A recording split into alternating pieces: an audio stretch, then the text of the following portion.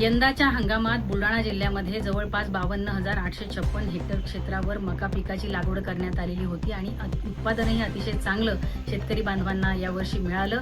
जवळपास 20,61,372 क्विंटल इतकं विक्रमी उत्पादन बुलढाणा जिल्ह्यामध्ये मका पिकाचं झालं। परंतु आता मात्र नाफेडची सगळी खरेदी केंद्र ही बंद करण्यात आलेली आहेत आणि कारण सांगितलं जातंय की उद्दिष्टपूर्ती झालेली आहे।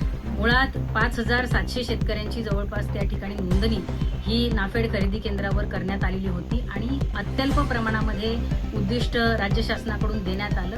त्याचा परिणाम असा झालाय की शेतकऱ्यांकडे आता माल शिल्लक पडून आहे आणि याचा फायदा मात्र व्यापारी वर्ग घेतोय।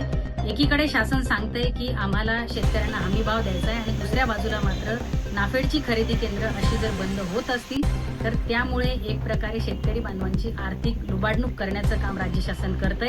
आमची विनंती आहे की बुलढाणा जिल्ह्याचं मका खरेदीचं उद्दिष्ट हे वाढवून देण्यात यावं आणि बंद पडलेली सर्वच्या सर्व खरेदी केंद्र ही तात्काळ सुरू करण्यात येईल।